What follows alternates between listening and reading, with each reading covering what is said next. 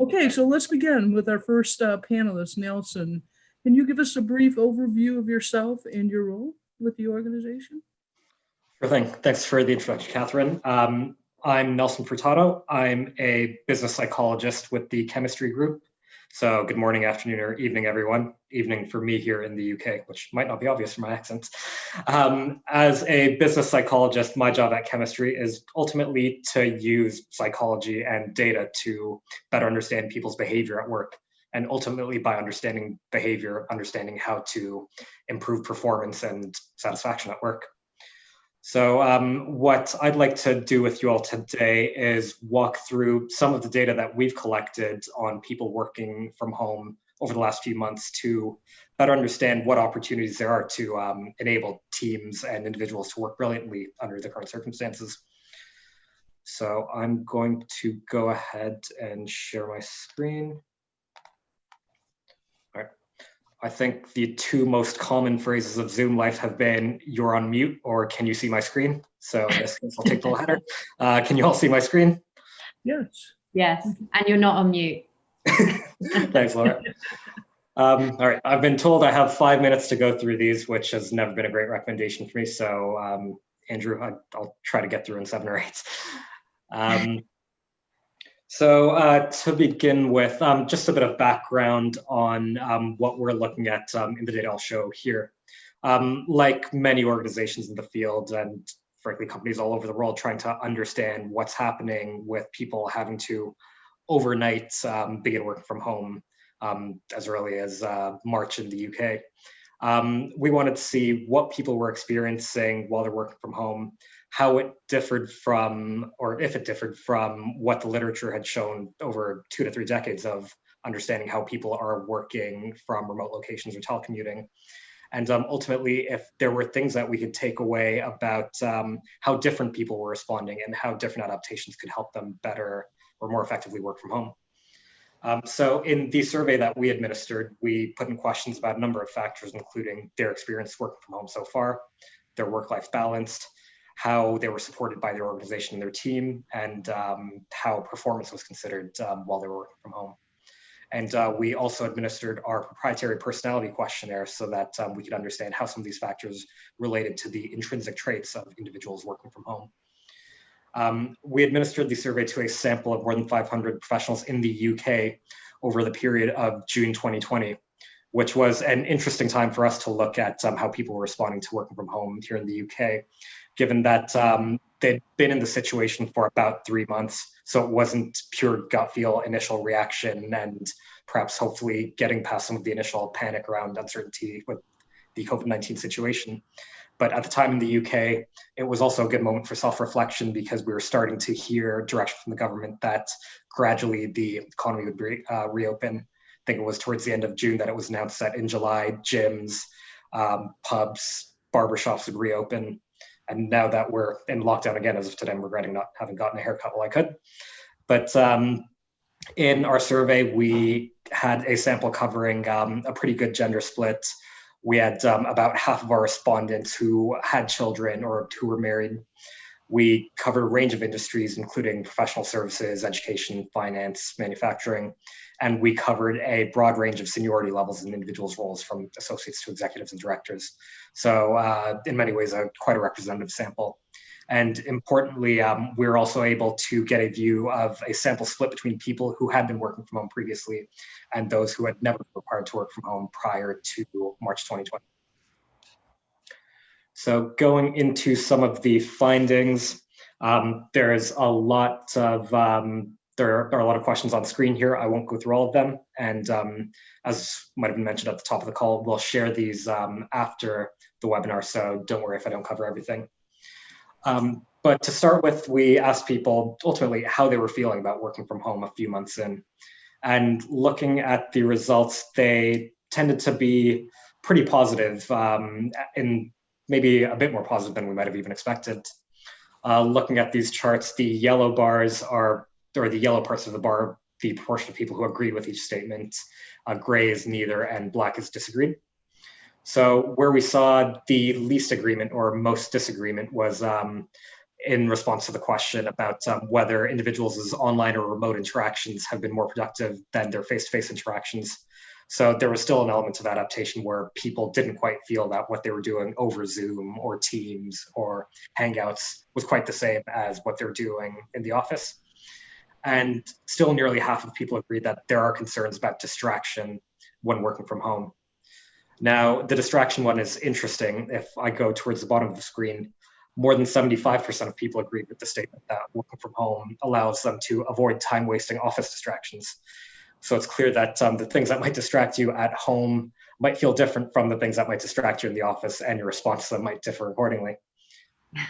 But that being said, we were also happy to see a lot of agreement that nearly 3/4 of people were indicating that they agreed they have been able to work more in the ways they want since starting to work from home. They're able to work in the manner that's effective from them. They're working in an environment that's free from excessive noise, and critically, more than 80% of people reporting that their current working environment is comfortable. Now, having had to work from home, even myself, when I moved into a flat in London that I'd never planned to work from, comfort was a challenge, but at the flip side, it was my home and it was nice to be home. But space is something we can talk about in a moment. So having a sense of how people were feeling, seeing that at least there seemed to be a lot of positive responses, we looked at whether people were actually working more while they were working from home. I think one of the major articles that made the rounds recently was a bit of analysis by the National Bureau of Economic Research in the US. They'd looked at online communications metadata from more than 3.1 million employees around the world. And one of their headline findings was that on average, it seemed like people were working 48.5 minutes longer while working from home than they would have been in the office based on their communication patterns. So while we didn't quite look at that granular level of detail, what we did find is that 1/3 of people reported that they were working longer hours from home than when they were working in the office. And a bit more than that reported that in general, their workload is greater now than when working from the office. So there's quite a bit of a spread here in terms of how people feel their work has changed while they're working from home. Now, the question that really emerged there is, what did that mean for their work-life balance? The fact that, or the observation that a sizable proportion of people are working more at home. Here again, the results were quite positive in the majority of instances. Again, more than 3/4 of people reported agreeing that they've been able to effectively adapt their routines to the new circumstances. More than 75% of people reporting that since starting to work from home, they've been able to adequately balance home and work life. And that's interestingly an increased proportion to those responding that they were able to adequately balance their work and home life prior to lockdown. However, that still left nearly 40% of people reporting that since starting to work from home, their work and personal life overlap more than they would like. So it's clear that while adaptation is happening and people are finding balance, for many cases, there might be more overlap than people would like. We did then ask some questions about what that overlap looks like or what risk areas might be for people who are feeling more overlap than they like. So a couple of key questions here related to what we call work-life interference, or the extent to which someone feels their work is interfering with their personal or family life. We did see that nearly half of people, or sorry, around 40% of people were reporting that due to all the pressures at work, sometimes they're too stressed to do things they enjoy when they finish work, or that they're emotionally drained when they finish work, which prevents them from contributing to family responsibilities. And in general, that work keeps them from family activities more than they would like. Now, the positive news is that 50% of people disagreed with these statements, so they felt comfortable. But it does raise that there is potentially reason to be concerned, or at least an opportunity to improve and make things better for those that are experiencing some work-life interference. Now, this is where we really got into our bread and butter, thinking about who feels these most based on what we understand about their intrinsic profiles using psychometrics. So in our personality questionnaire, we measured the big 5 factors of personality, which some of you may be familiar with.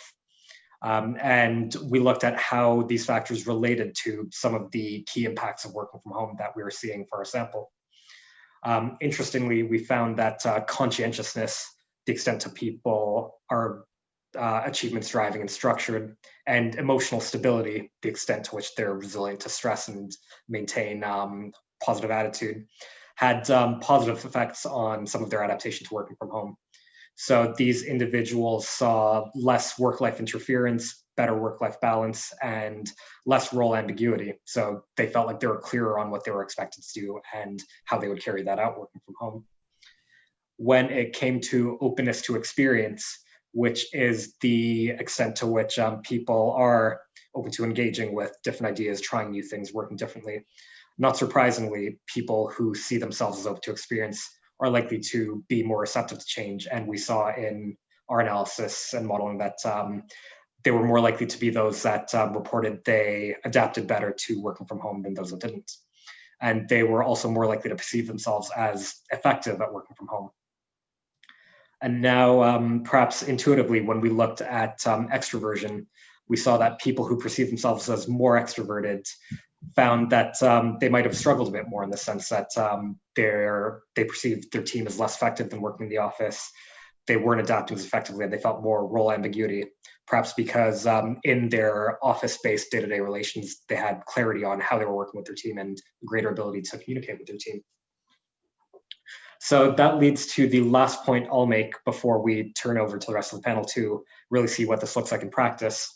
There were some clear implications for how to work differently or work better with remote teams based on some of these findings. And we can start to think about how these interact with the different personalities or different preferences that you'll see in your own teams. So one key thing related to role ambiguity or clarity being an important aspect of working effectively at home was expectation setting. This is where we think about things like what hours are people expected to work at home and what's the flexibility within those hours to ensure that people have autonomy while still knowing when they might need to be on call and when they can stop their workday or pick up and resume their workday. Similarly, what are they expected to deliver or what results will be evaluated while they're working at home and how they'll be checked in on, whether that's a daily stand-up, whether that's more regular conversations, or whether that's a team meeting once a week. That ties into team communication, which is critical, especially when we look at our more extroverted colleagues who rely on communication to understand their team effectiveness and support they have from their organization. One of the things that I know Laura will talk about when we looked at chemistry's or our preferences as a team at chemistry is what kind of channels we use to communicate with each other and when is it important that we're communicating synchronously, so live as on a Zoom call or a phone call versus asynchronously. What can go in an email to allow people to respond on their own time versus what needs to be answered right away. When it comes to things like performance feedback, this is where we saw an implication of managerial support and feedback from the work itself. In order to adapt effectively, people needed to know what's expected to them, especially those people that might be less conscientious, might be less open to change. They would want to know what's expected of them to be able to see if they're achieving whatever they're expected to achieve, which again, I'm going to be curious to hear how you've experienced in your own teams. And lastly, one where as an employer or as a manager, you might not feel like you have as much impact, but it's worth having a conversation with your colleagues about, is boundary setting. So this is especially important for those that are more likely to experience work-life interference or imbalance. There's a lot of advice out there, which is good advice and worth engaging with and consistent with what we found, that it can be important where the opportunity exists to set a physical boundary between your workspace and the rest of your home space, if possible. But where that isn't possible for everyone, there are psychological aspects like having a faux commute. I've done this myself, literally ended my workday by closing my laptop, putting it in my backpack, even though I know I'm just going to need it on my desk the next day, and going out for a walk to listen to a podcast, which otherwise I feel like I don't have the time to do. And it's so simple things that can really make a difference, especially for individuals that have been struggling to adapt to certain elements of working from home. And I think I've gone well over my allotted 5 minutes, so I'm going to turn back over to Catherine. And I'm happy to take any questions about our survey or anything else as we go. So thank you, Nelson. That was a great overview. And I can imagine a lot of us can really feel the home on this, and from working personally as well as balancing the work life with our families and individuals. So based on your research from an individual level, a team, organization, what would you say from all the research that you just shared with us are the key takeaways for our audience that they can apply to themselves? So as a whole, and I'll acknowledge my bias here in terms of what I do and how I see the world, but the two key things that I'd advise based on what we've seen is to, firstly, when you're working with a team or if you're leading a team, listen to your team. And where possible, listen not only by having the personal conversations, but listen by doing things like collecting the data or gathering information over time to really understand how your team's adapting. None of the solutions that I described are one size fits all. As we like to say in chemistry, context is everything. And that looks great on the back of a t-shirt. I know because I have that t-shirt, but it also does apply. I think about something like team communication, where when working with my own team, at the start of lockdown, one of the things that was very much on our minds for different reasons was the concept of deep work, based on Cal Newport's book, the idea of being able to set aside chunks of your day to focus on ideas and really move things forward more materially than your usual tasks. Now, that way of working might not work for every team based on what you do, but for us as a team, because we knew that deep work was something that we were interested in doing and we wanted to carve out time to do so, we needed to determine how we adjusted our communication style accordingly. And that meant things like being willing to do more things in writing and being able to wait for a response in writing because someone might be doing their deep work and might not be able to get back to you immediately. For others, it meant if you do need something urgently, picking up your phone and using it as a phone, which is a thing that a lot of people are often not familiar with doing nowadays. But the point there isn't how my team adapted, but ultimately that we adapted by listening and actually collecting the data or using the data that we already had on our own psychometric profiles to see that we were motivated by collaboration, but we were also motivated by having time to focus and do things. So we needed to find a way to balance that. So yeah, listen and gather the evidence where you can is what I would say to be able to best account for your context. Great, thank you. That's great advice. So I'm going to turn it over to our next panelist, Laura. Would you like to take a few minutes to give us a brief overview of yourself and your role? Sure. Hi, everybody. You probably heard my voice already. I'm manning the participant list. So my name's Laura Brennand-Carter. Unlike, I think Nelson and I traded places, or slightly. Nelson's Canadian, not American, but I'm from the UK, although currently based in New York. I lead Chemistry's US consulting team, and I also oversee our strategic clients here in the US. For anyone that doesn't know on the call, Chemistry, what we do is we're a strategic talent insights firm. So we work with global organizations to help them understand what does great look like for their people. And we help them solve all kinds of different talent questions. So that's what we do, and that's what I do. Great, thank you for that. So Laura, Nelson and his team have been looking at the hard data for a while. And where do you see some of the challenges or problems that you and your team were hearing from your clients directly in the chemistry group organization? Yeah, it's really interesting. I think, so our organization, in terms of our clients, we work everywhere from sort of entry-level roles right up to the executive. And we're industry agnostic. So the different challenges really varied, I think, depending on where you were within chemistry and which client you were working with.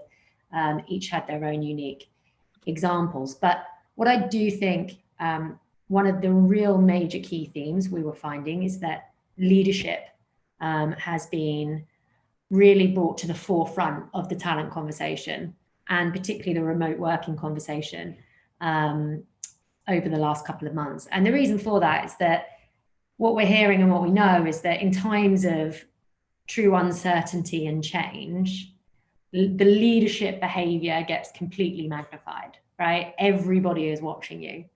And I think what the pandemic has really reinforced for many of our clients is that uncertainty and change isn't really going away anytime soon. In fact, it just seems to kind of be increasing over time. And so given that it's here to stay, our clients are really thinking about the role of their leaders, and recognizing the importance of really clearly defining what is it we need our leaders to do, how do we need them to behave, and most importantly, does that look different going forward and in a remote working context? And so I think that's a lot of the themes that we're hearing, depending on the industry that you're working with, that certainly the role of the leader is really important. Great. So what did your clients need help with when it came to talent? Well, if I use that example, I think the big question was, or the big questions they're asking themselves is, are the leaders that, or are the leadership behaviors that got us here necessarily what we need for the future? So it's about recognizing all of the great things that we've done, and how do we identify those things and keep those? But also, how are we being intentional about understanding what are the behaviors that are going to help our workforce to navigate through this in the future? And then, of course, it's do we have them today? And if we do have them, how do we identify them within our current incumbent? But also, if we don't, how do we go out and find those behaviors? Which are some of the big questions. I'll give you a really good example, actually, a really great client example. We work with a major UK retailer, and their retail business is a grocery store, effectively, so or a supermarket for the Brits on the call. And actually, their leadership team, so the retail team's leadership team, just before COVID hit, were exploring reshaping their team. So they were thinking about how do we kind of elevate from being these exceptional operational execution to focus on being more strategic. And of course, when the pandemic hit, actually their kind of workforce went under this kind of extreme pressure and fundamentally changed. Because if you think about what happened to some of the supermarkets and retailers, while some of them very quickly moved online, and of course this one did also, actually in store was really quite challenging. And so what we found was that actually this kind of intent to sort of reshape their behavior, suddenly they were met by this kind of significant change in this need to kind of be everywhere and everything to everyone. I think what was really interesting, so we ran a leadership event with them, and we collect data on them. So we understand some of their personality traits, their motivations, and their behaviors, because we run assessments in their business. And when we did a leadership event with them to kind of reflect on how they managed that situation, what was super interesting is that actually some of their more natural behaviors meant that they could truly adapt to that extreme pressure, right? Because they're operational, they're very close to their teams, they're not afraid of rolling their sleeves up and kind of getting stuck in when they need to. And actually, whilst they were all really exhausted, they were kind of super proud of themselves for being able to do that. What was really interesting is one of the behaviors that they had tried to be adapting or wanted to adapt as part of being more strategic was around delegation. They knew they were quite bad at that. It was unnatural for them. But actually what this kind of COVID pandemic forced them to do was to delegate. And so as we're sitting in this leadership event, what they started to recognize is actually that was a really challenging behavior for us, but we had to do it. And actually it had a really positive effect.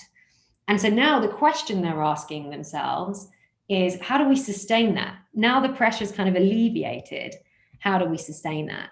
Because it's not natural to us. And what we know about behavior change is it's hard enough, let alone when it's something that's not natural to you. So we've been helping them think about how they can do that in the future with their exec. But I think it goes back to that point, which I made in the beginning, which is actually being intentional about what are the things that have got us here, and actually looking ahead and considering how our context has now changed. What are the behaviors that we need, and where do we get those behaviors from? Is it within our organization, or do we need to go out and hire for them as well? Great, thank you. The chemistry group runs assessments and advises other organizations using bespoke assessments and tools. What specific challenges have you been faced with during this time?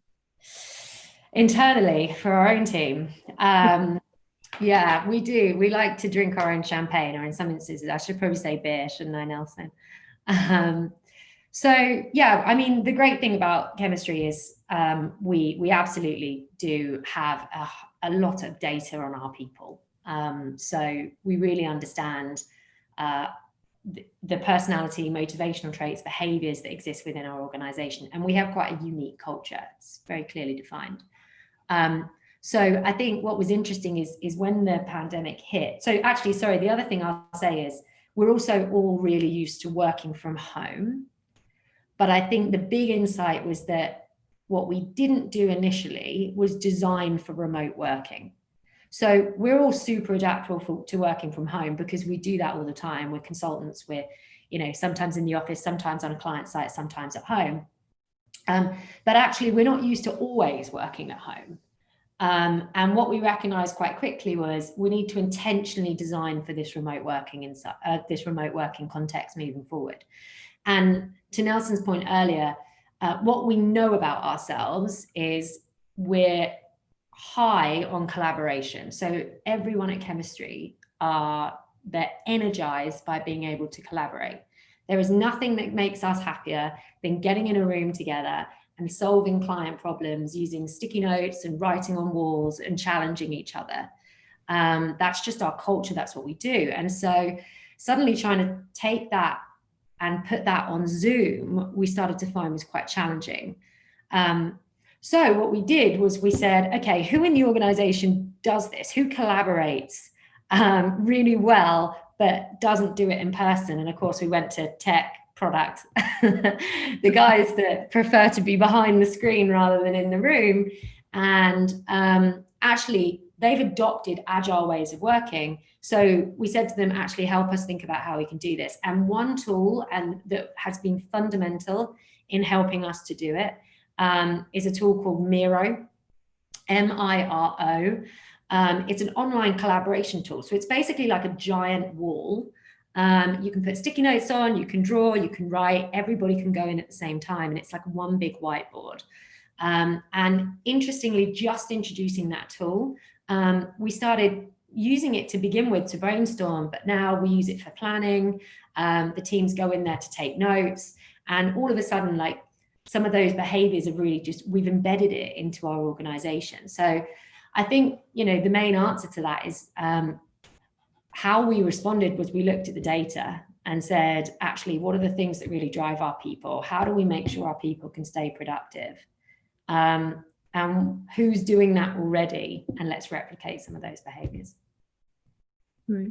It's interesting that you bring up the behavior side of it because, I have always worked virtually from home, but then when I speak to some of my colleagues who this is new for them to work from home, and what are some of the first things that they do in the morning, like get in the car, go to Starbucks, or walk the dog, or just get some kind of human contact, or just go into your kitchen and pour yourself a cup of coffee to start the day off. So everybody's behavior seems to be different.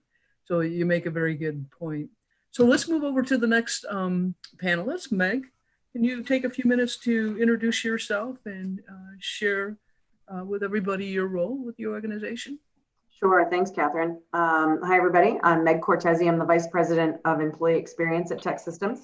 And my role is to oversee our employee strategy across performance, development, and culture. So really focused on creating an environment with an employee experience that supports diverse and inclusive workforce.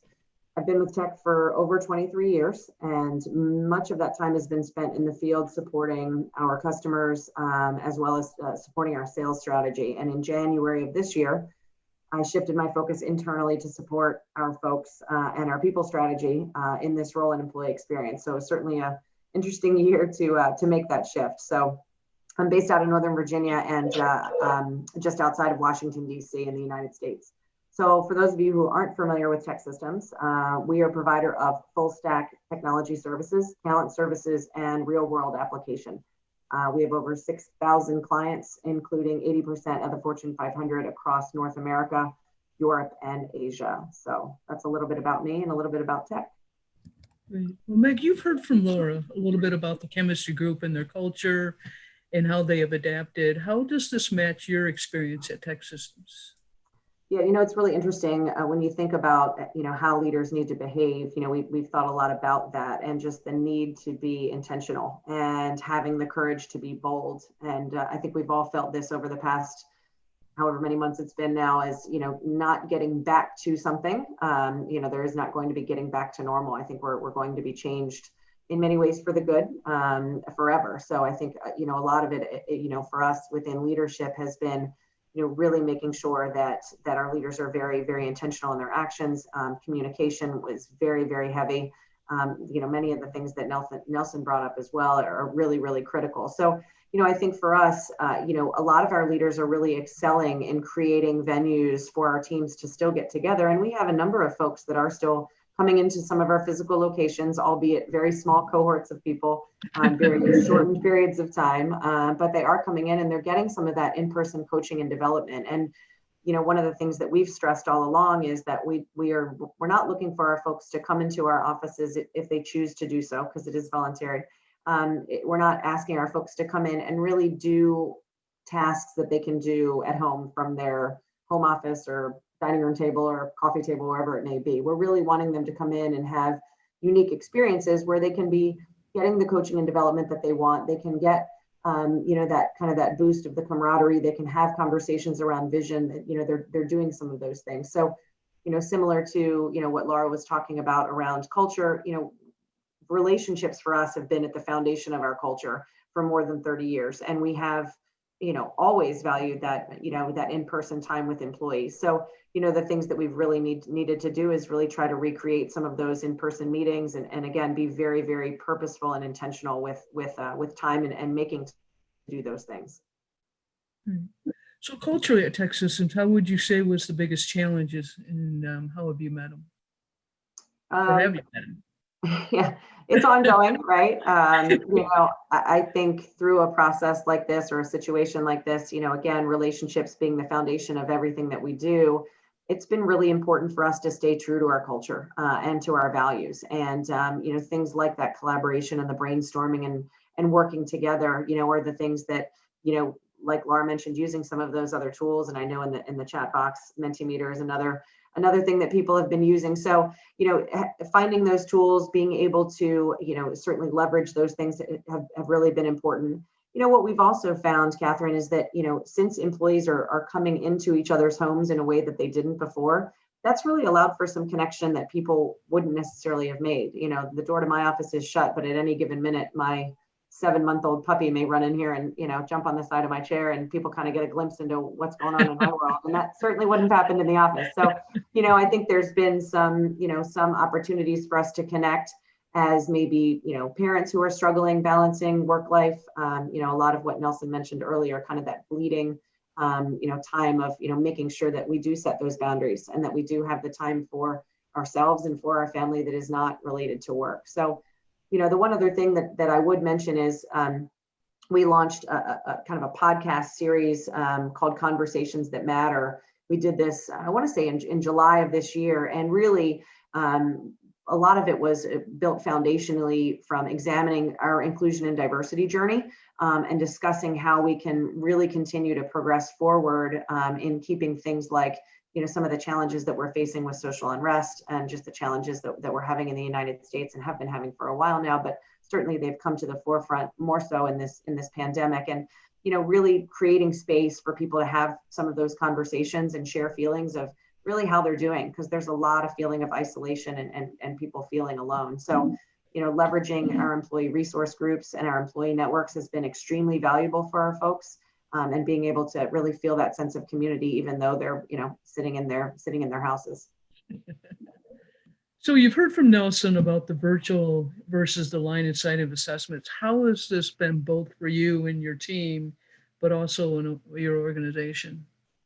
It's been challenging to, to look at how to assess performance because the business climate is not what it was pre-pandemic, in a lot of areas. And similar to Chemistry Group, we support, all the industries out there, and some have, powered through and some are truly struggling, so really for us to, make sure, like Nelson mentioned earlier, that, people are, that we're looking at really giving real-time feedback, making sure that people understand those expectations, but really we're focused a lot on the behaviors, not just of our leaders, but the behaviors of our employees. And, our hope is that, or our plan is that when people are really focused on those behaviors and consistently doing them over and over, we know that those behaviors will breed success.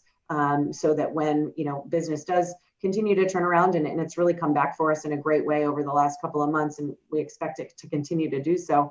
We know those things will lead ultimately to individual and to team success. So, for us, we've spent a lot of time focusing on, consistent communication with our consultants and with our customers, making sure that they know that, we're here for them during times like now, times of need, as well as, when their business is booming. So, keeping that communication consistent and continuing to make sure that people really understand expectations has been really important.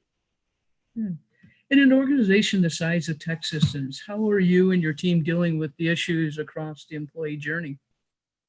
Oh, wow. It's there's so many things that we think of here.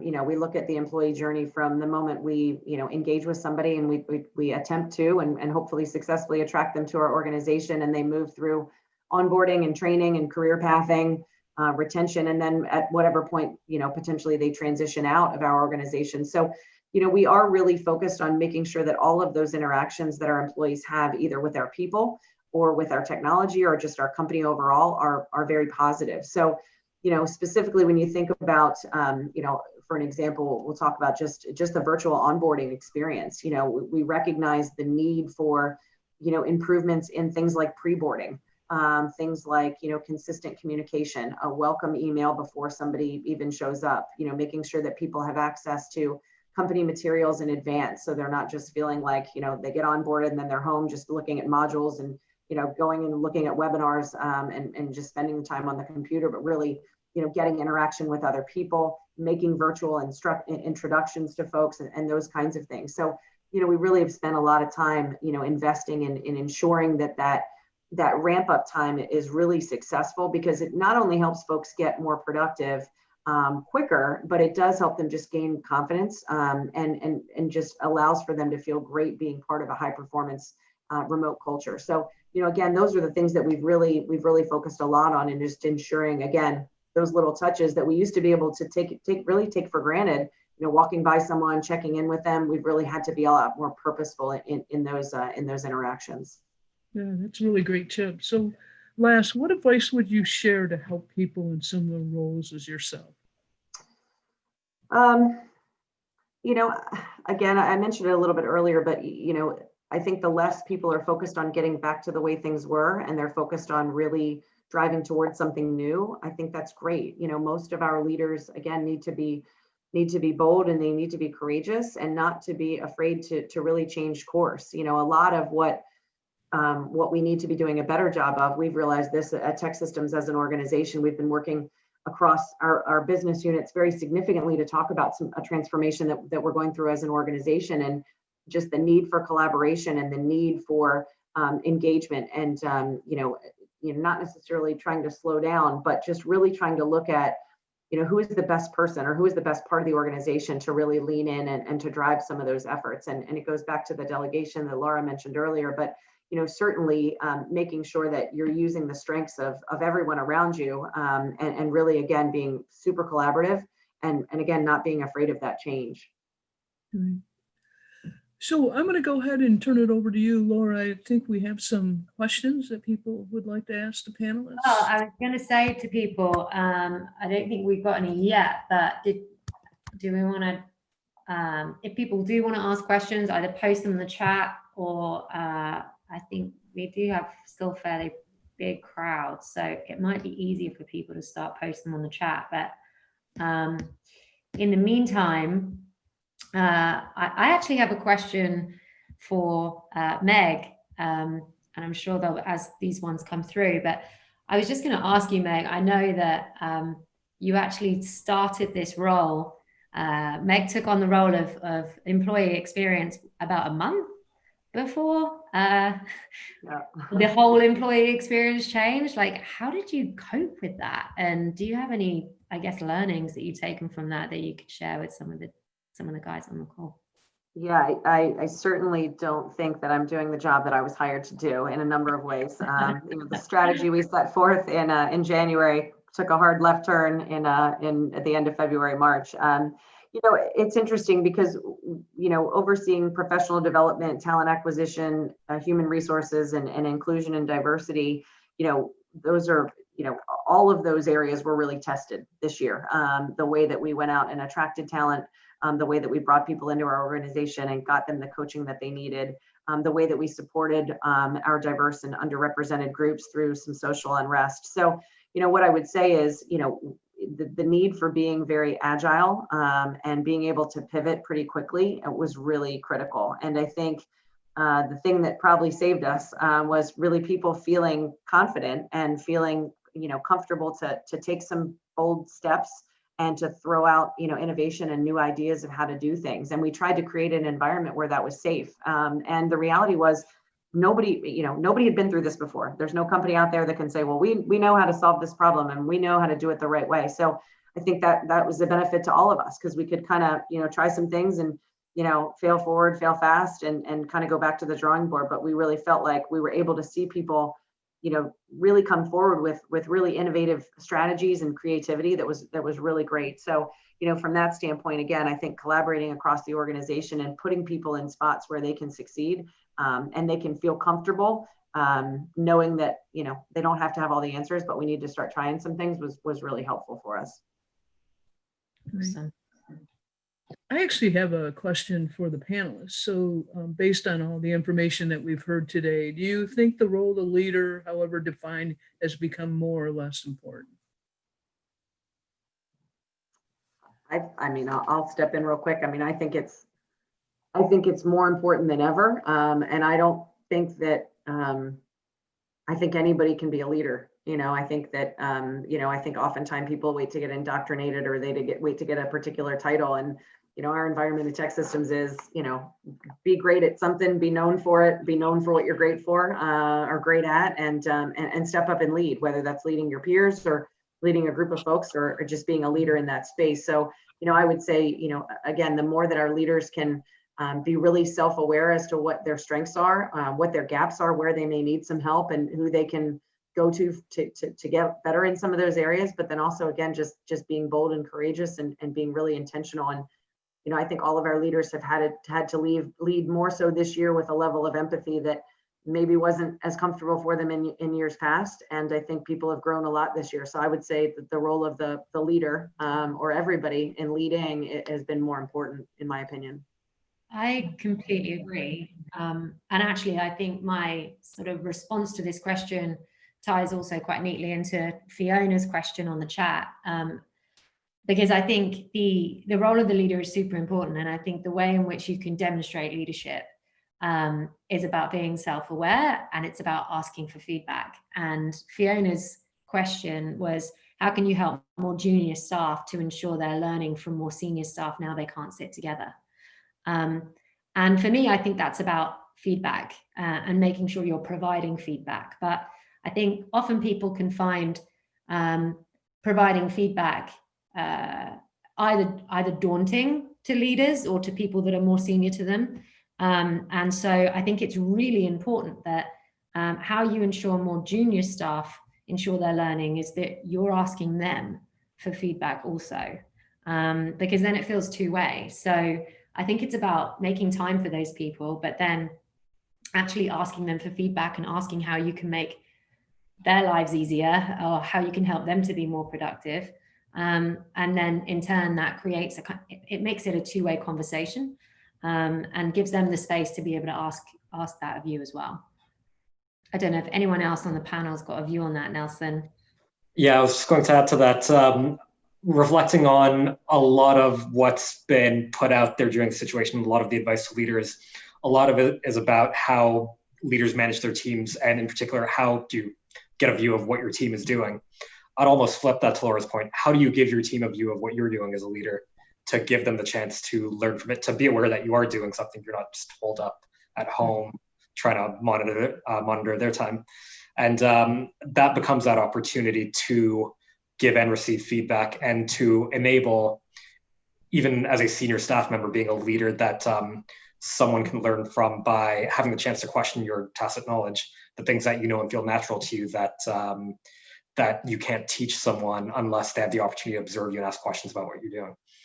So yeah, that's where I think there's a shift in leadership, where it's not just about managing below you, but letting your team have a view of you and what you're doing to kind of manage up.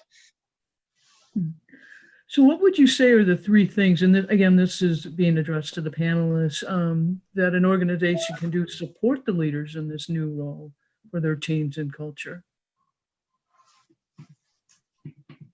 Or you want to take that first, or you want me to take it? Sure, go ahead. You go. All right.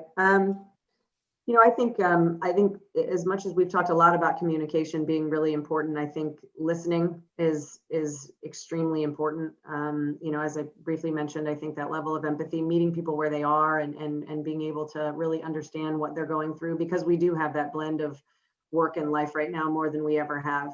You know, so certainly really understanding what people's challenges are is really important. Being able to provide that kind of flexibility as folks are learning to lead through this. You know, again, not being afraid to change course and try new things. And then I would say, you know, foundationally, you know, stay true to the culture and the vision and the values of the organization. You know, there's a lot of Laura mentioned it earlier. There's a lot of what got us here won't get us there, but there are some foundational things that, you know, you do want to try to retain as you're fine china, as you're moving forward, while you're looking to change certain things, but really having those as a compass and a North Star to go back to. People need that, and they need to understand that vision, and they need something that grounds them. So that I would say that would be very important as well. Yeah, I agree. I think building on that, you know, the piece that you mentioned around listening, I went back, I described earlier that the role of the leader is super important. And during uncertainty and change, everybody looks at you. I think what they're not necessarily looking to you though for is all the answers. And I think recognizing that you don't necessarily have all of the answers and being okay with that is also super important, right? So I think organizations need to do a job of, as Meg described, we're all going through this for the first time. There will be leaders that aren't used to this either. You know, some organizations, they're very comfortable and they can adapt very quickly, but other leaders might not. And so being able to kind of listen and understand where they're having challenges and actually help them through that. You know, go back to the feedback piece and the coaching conversation. It's not just the junior people that need coaching. It's not just junior people that need feedback. It's not just junior people that need to ask for it. Actually, executives need to be going and having that with their managers also. So I think there's definitely a big piece around just recognizing that might be new for everybody, and kind of assuming competence or the right intent before you're asking that question. Because each situation is very different and it is very unique. And, you know, as Megan described earlier, there'll be some people that are going through very different situations at home and trying to merge work at the same time. And just because you're senior and you're experienced, it doesn't make you any more capable of being able to balance those things necessarily. So I think there's definitely a recognition of that also. No, so do you have? Go ahead. Absolutely. I'd going back to what Meg was describing earlier. I like how Meg put it, that there's no going back. And I think it's fair to say that there's no going back. There were comments in the chat about the new normal, so to speak, which I know can be a polarizing phrase. But what we saw in our survey was 75% of people reported that once they have the ability to do so with no constraints, they would still want to work from home at least 2 or 3 days a week, if not more. So going back, there won't be an either or, and that's something that leaders need to start preparing for. How do you manage a team that's going to be in a common location sometimes, apart otherwise? How do you manage a team when some people might want to be in an office more than others? How do you avoid ending up with a hub and spoke model or leaving some people feeling isolated if there's a different balance?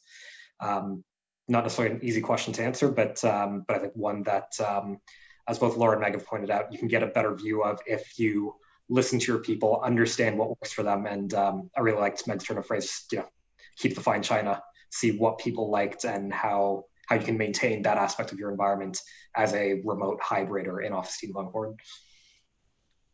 Great, thank you.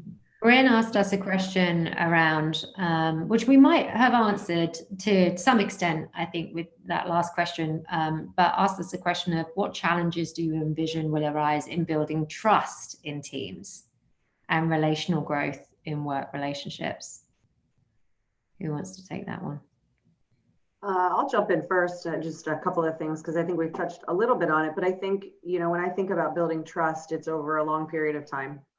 In many cases, it's not just one interaction, but it's multiple interactions. And I think that, when you think of challenges, not having the benefit of those kind of ad hoc moments or those, drive-bys in the office or whatever to just check in on people. And I think you can tell a lot by body language and seeing people in the moment doing things great or kind of struggling in the moment. And you can kind of help them pick up if they're struggling, you can kind of be right there. So I think there are opportunities, missed opportunities potentially to not have those. The other thing that I would say is, as you're looking to, oftentimes, people go where they're comfortable and they work mostly with the people that they're most alike, right? So I think what could be a challenge for leaders and for folks building teams is, you're going to need to get out of your comfort zone and you're going to need to be very purposeful in your interactions with folks that are not like you, because you don't have that benefit of just seeing them very quickly. You need to, you need to be purposeful. You need to schedule some time. You need to be reaching out to them proactively, because those folks are most likely, if they're diverse and they don't look like everybody else on your team, then they're most likely feeling isolated and alone even more so. So again, being aware of those things and building trust through those interactions and iteratively is extremely important. Thank you. Sorry, I was just going to add to that. It really resonated with me, Megan. Something that you mentioned earlier was quite important as well. The fact that while people are working from home, it's a different glimpse into individuals' lives, and that creates an opportunity to forge different bonds. I know from, having spoken about psychometrics and personality, I know from my own profile and from the way I operate, I'm not always comfortable with new people, and it's difficult for me to engage with people I don't know well. And that can be challenging, especially coming into working from home while, or during a period where we did have new colleagues coming into the business. So I remember being on a call with a colleague who I'd only gotten to work with for, say, a month in the office before coming into the current situation. We didn't know each other well, and that made it hard for me to open up. One day we were on a call and she asked me about the poster over my shoulder, and with mirroring on Zoom, I'm trying to point the right way. There's a Star Wars poster over my shoulder, which might not be clear from the image. And she said, "Is that a Star Wars poster?" And I said, "Yeah, it is. Why?" And she reached off screen and pulled up a baby Yoda doll, which I would never have expected her to have otherwise. And already that made it possible to communicate in a way that wouldn't have felt very natural for me otherwise.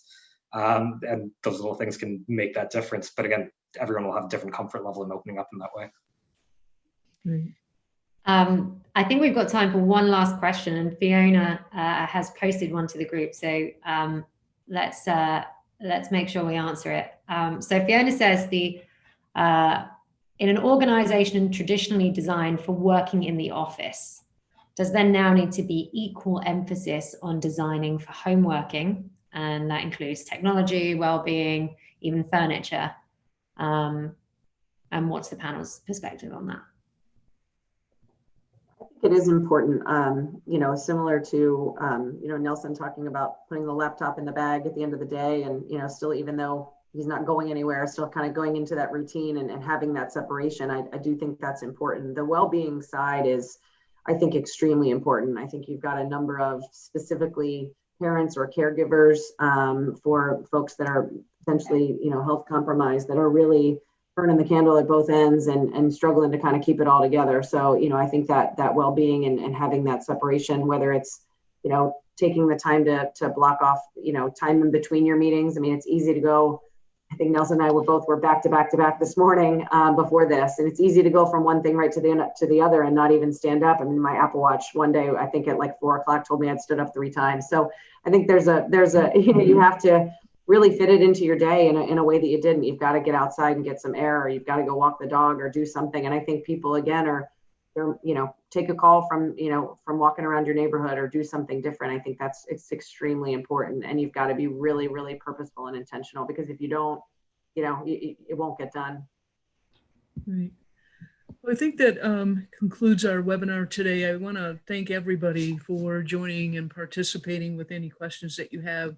And thank you, Meg and Laura and Nelson, for being on the panelists and sharing your own experience, as well as the research that you have gathered over the last 9 months. In close, we'd like to address all of your questions. So if you'd like to connect directly with us through our panelists, you can use the Chemistry Group LinkedIn homepage and where you register, and we'll follow up with you. We're also looking at continuing webinars here coming into 2021. So if you have any recommendations or areas or topics that you'd like us to cover, please post those on the Chemistry Group website. And then last, all attendees will be receiving the recorded webinar, as well as a copy of the slide deck and the opportunity to complete the online working from home survey. So thank you again for attending today's webinar, and enjoy the rest of your day or evening, depending on where you're currently located. Thank you.